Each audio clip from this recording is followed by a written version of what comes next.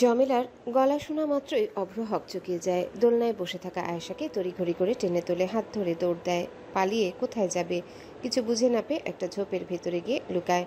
আয়েশা গলা নামিয়ে মুখ বাঁকিয়ে বলে, এখানে এত মশা কেন রে? কদ্দুসের আব্বা, তুমি আমাকে মশার কামড় খাওয়াতে ঝোপে এনেছো? আরে হবু বউ, একটু সহ্য করে নাও। আয়েশা গা চুলকে বলে, সহ্য করো মানে? মশাগুলো তো আমার রক্তে টাইপ লাগিয়ে আঙুলের জুস ভেবে চুষে খাচ্ছে। অভ্র দম ধরে হাসি চেপে বলে, আহা, প্রেমে একটু মশার কামড় সহ্য করাও এক প্রকার রোমান্স। রোমান্স গিলে পানি খাও। আরে গরনি, চুপ কর খোদার উসিলায়। তোর ওই তার আর দাদি যদি একবার আমায় খুঁজে পায়, তাহলে বেডির ইংরেজি শুরু হয়ে যাবে। ওই ইংলিশ বুড়ির ইংলিশ শুনলে মনে হয় এখনও তোমায় বিষ খাইয়ে আমি মরে যাই। আমাদের বিয়ে হবে কবে? বাইকে আগে মুডে আসতে তো দাও। দেখছো না তার চাঁদের মতো মুখের উজ্জ্বলতা কেমন জানি ফিউজ হয়ে গিয়েছে। কি হলো তার?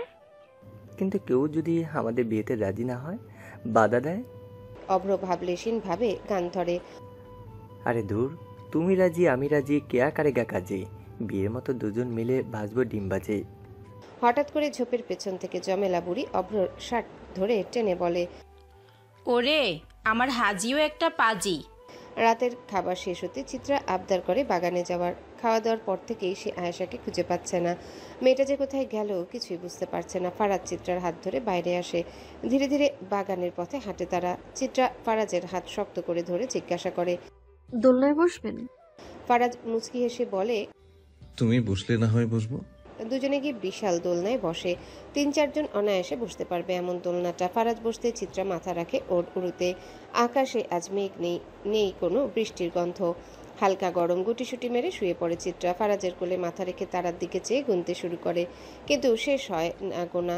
হঠাৎ শরীর মন ভার হয়ে ওঠে চিত্রার। আকাশের ওই দুটি উজ্জ্বল তারা হয়তো আজও ভরাক্রান্ত। কেন বাবা মা তাকেও সঙ্গে করে নিয়ে গেল না? তাহলে তো সেও হতো রাতের আকাশের এক উজ্জ্বল নক্ষত্র, যে অভিমানহীন আলো ঝলমলে। তার নিজের মনে প্রশ্ন জাগে, তারার ভিড়ে হারিয়ে যারা, তারাও কি হয় সর্বহারা? ফারাজ চিত্রার কপালে চুমুকে চুলে হাত বুলিয়ে দেয়। চিত্রা চুপচাপ তাকিয়ে থাকে আকাশের দিকে। একসময় এই আকাশই তাকে বারবার মনে করিয়ে দিত সে নিঃস্ব, যেমন নিঃস্ব ওই রাতের চাঁদ। আচ্ছা, নিঃসঙ্গ চাঁদও কি তার মতোই একা? পৃথিবীর নিঃসঙ্গ মানুষদের দিকে তাকিয়ে কি চাঁদেরও কখনো কখনো দুঃখ হয়? বাতাসে ভেসে বেড়ানো হাহাকারের মতো কি সেও কখনো নিঃশ্বাস ফেলে? সেই রাতে তালুকদার বাড়িতে কি হয়েছিল চিত্রাঙ্গনা? ফারাজ গম্ভীর গলায় প্রশ্ন করে। চিত্রার দৃষ্টি তখনও আকাশে নিবদ্ধ। সে মৃদু স্বরে বলল, জানেন, তখন আমার বয়স কতই বা হবে, মাত্র ৮ বছর। সেই রাতে আমাদের তালুকদার বাড়িতে আমার ছোট ফুপুর বিয়ের আয়োজন চলছিল। খুব ঘরোয়া পরিবেশ। পরিবারের আপনজনরাই শুধু উপস্থিত ছিল। আশেপাশের কিছু প্রতিবেশীও এসেছিলেন, কিন্তু রাতের খাবার খেয়ে তারা নিজ নিজ বাড়িতে ফিরে যান। শামসুল মামা আমায় ভীষণ স্নেহ করতেন।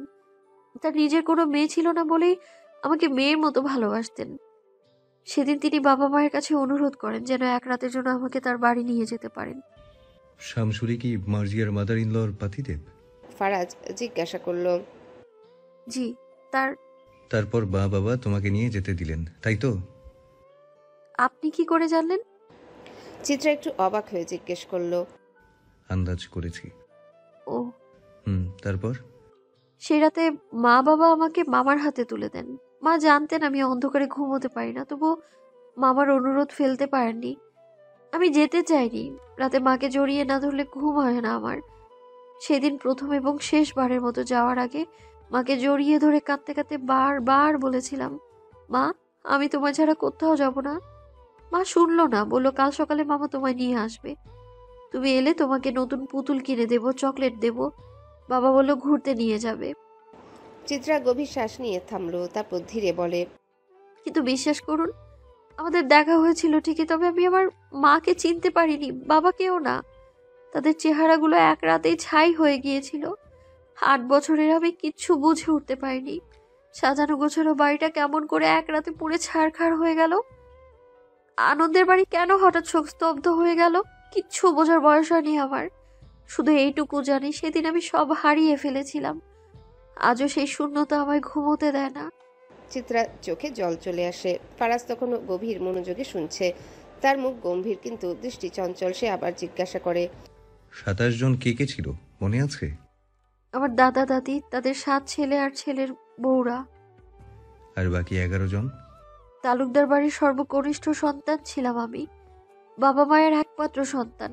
বাকিদের মধ্যে ছিল 6 চাচার 6 ছেলে, বড় চাচার 2টি ছেলে, তার মধ্যে একজন স্ত্রীও ছিল। আর ছিল ছোট ফুপু আর বড় ফুপু।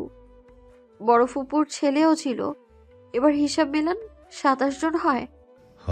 তবে সংখ্যা অনুযায়ী 28 জন হওয়ার কথা ছিল। সেই রাতে সংখ্যার অঙ্কে গরমিল না হলে তুমিও ঝলসে যেতে আগুন সুন্দরী। চিত্রা নীরবে তাকিয়ে রইল। ধীরে বলল, আপনি কি যে বলেন! আগুন কখনো আগুনকে পোড়াতে পারে না, বরং আগুনের ছোঁয়া লাগলে তা আরো তীব্র হয়।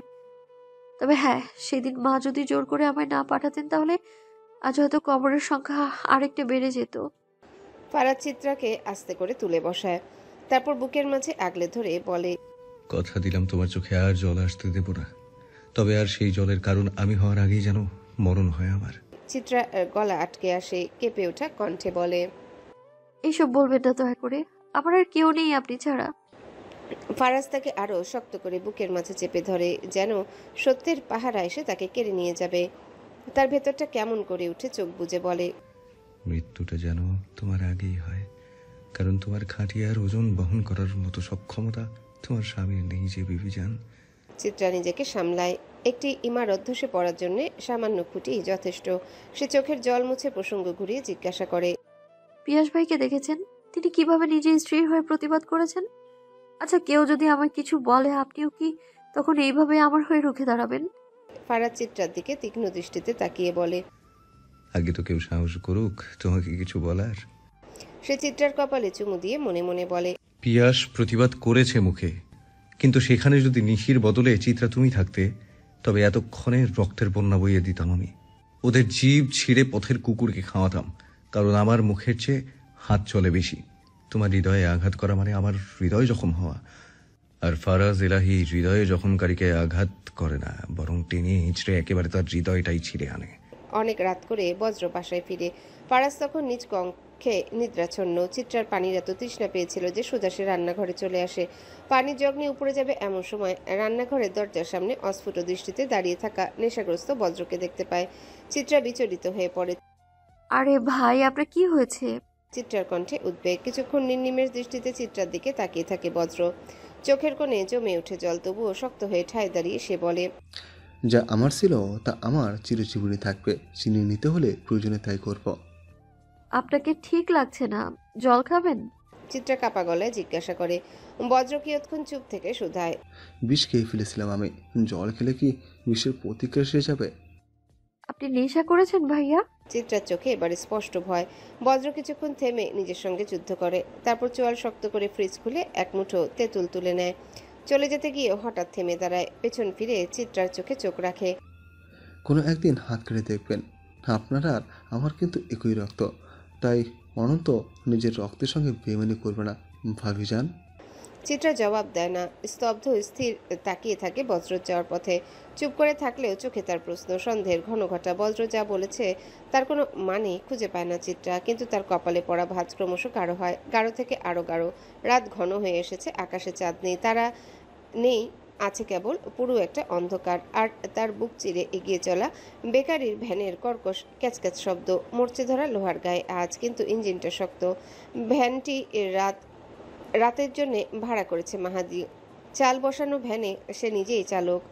ভেতরে পেছনের দিকে অচেতন পড়ে আছে এক নারী, নাম তার স্মৃতি। 2 মাসের সন্তান গর্ভে, নিরীহ একটা মেয়ে। তাকে চুপচাপ কৌশলে বেহুশ করে ভ্যানে তুলেছে মাহাদি। চাল খাটিয়েছে, সময় দিয়েছে, ধৈর্য ধরেছে। এতদিন মাল পৌঁছে দিতে হতো নিকলির হাওড়ে, তবে এখন আর নয়।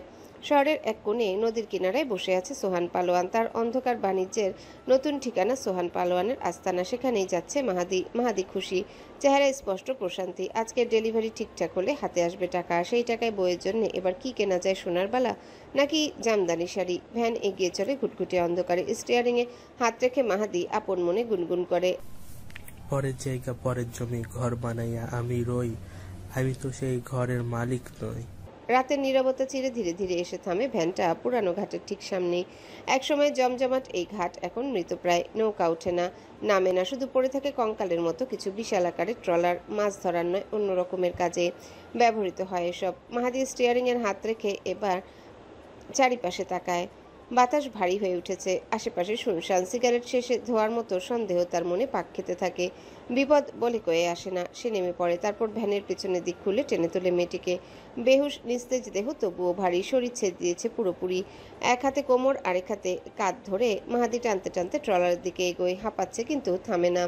ট্রলারের ভেতর আলো ম্লান। একটা মানুষ বসে আছে সামনের দিকে, নাম তার সোহান পালোয়ান। তার দিকে চোখ যেতেই থমকে যায় মাহাদি। কদাকার কালো শরীর, ঠোঁট রক্তিম পানের রসে, 10 আঙ্গুলে মোটা মোটা সোনার আংটি, গলা থেকে কবজি পর্যন্ত সোনায় মোড়ানো।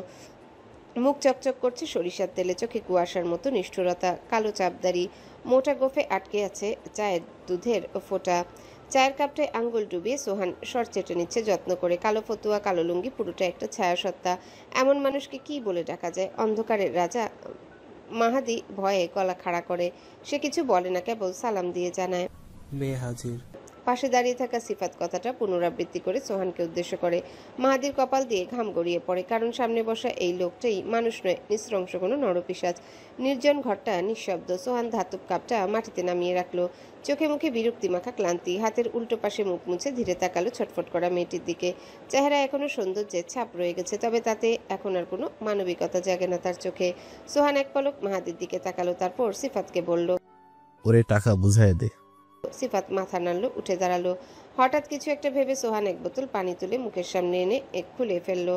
তারপর মেয়েটির মুখে ছুড়ে দিল ঠান্ডা জল। মেয়েটি হুঁশ ফিরল, কেঁপে উঠল সে। দম নিয়ে চোখ কুচকে তাকালো, চারিপাশে পরিচিত কিছু নেই।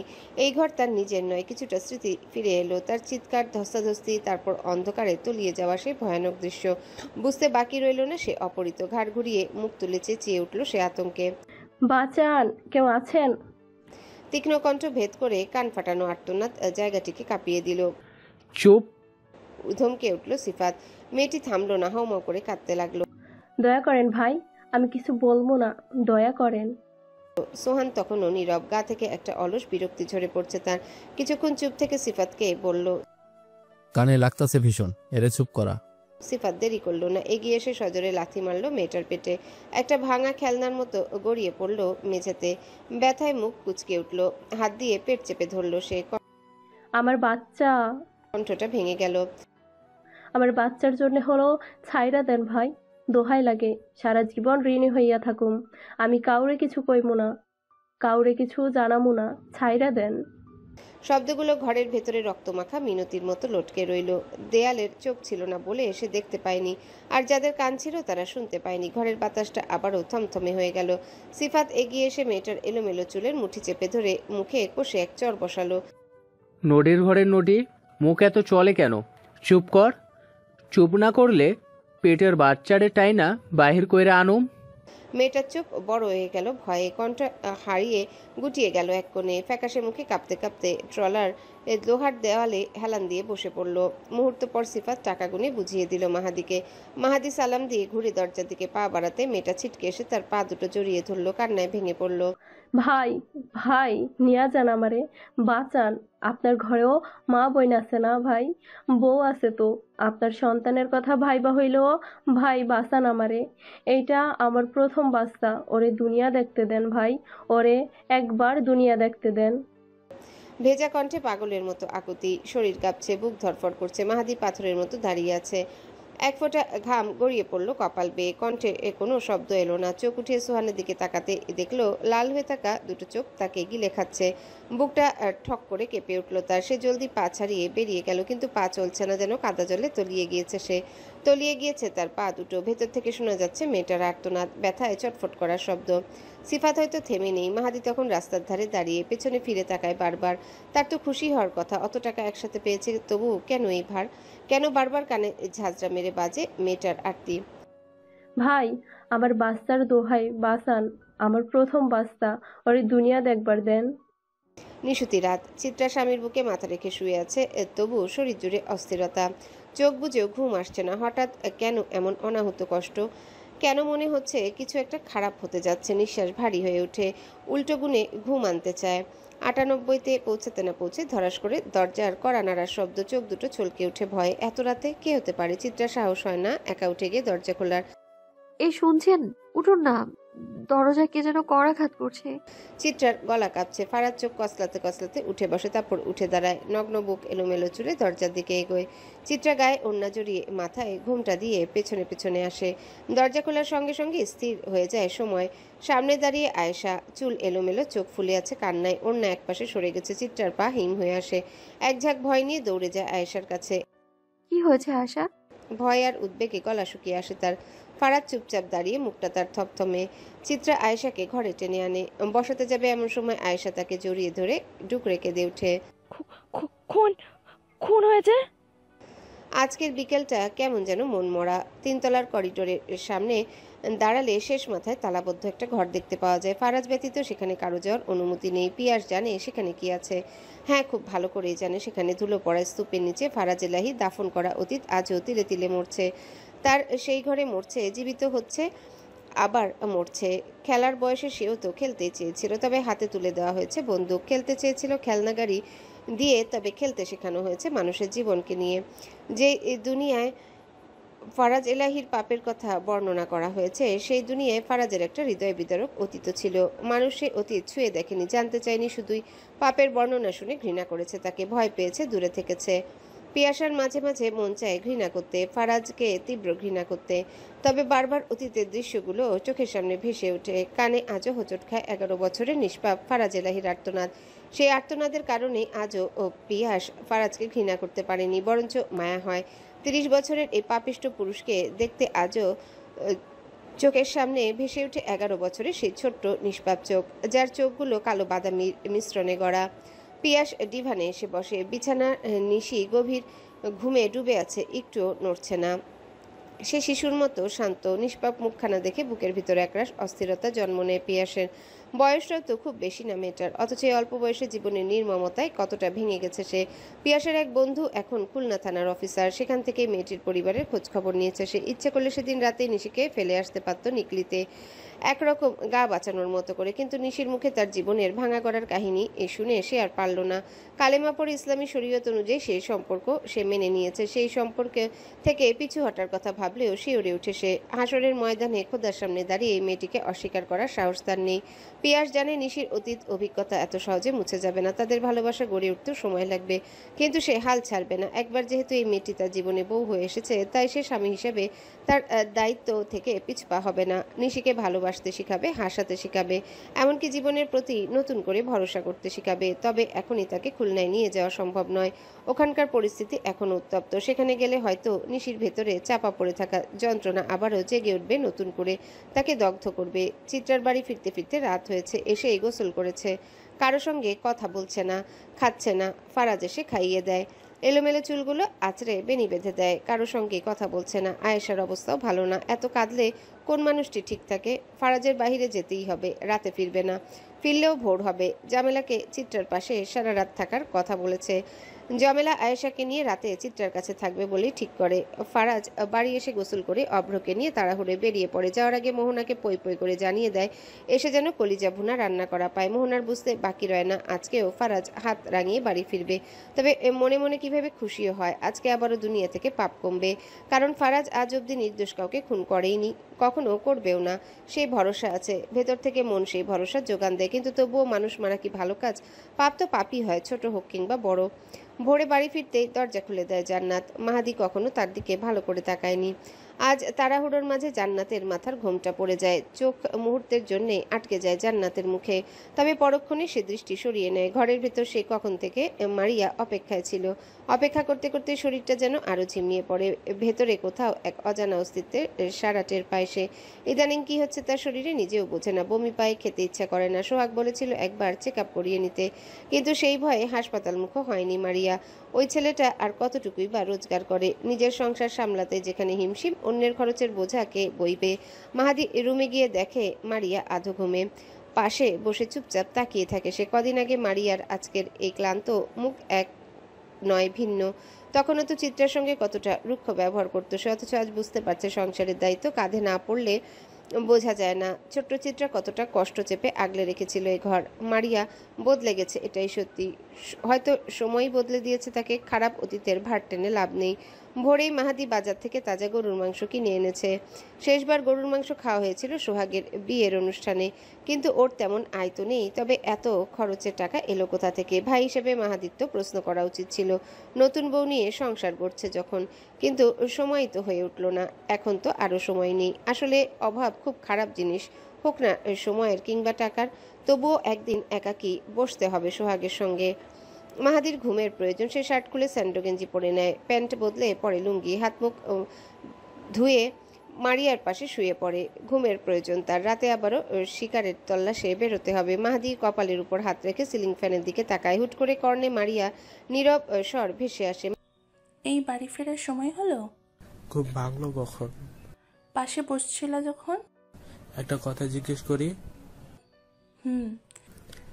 জান্নাত আর সোহাগের সম্পর্কটা ঠিকঠাক আছে নাকি? মারিয়া এবার মাহাদির দিকে পাশ ফিরে শোয়, কৌতূহলী কণ্ঠে বলে, হ্যালো বন্ধুরা, পরবর্তী পার্ট খুব তাড়াতাড়ি আসবে, তো সবাই অপেক্ষায় থাকো। আর চ্যানেলটি যারা এখনো সাবস্ক্রাইব করোনি তারা পরবর্তী পার্ট দেখার জন্য চ্যানেলটি সাবস্ক্রাইব করে রেখো। ধন্যবাদ সবাইকে, আমাদের সাথেই থেকো।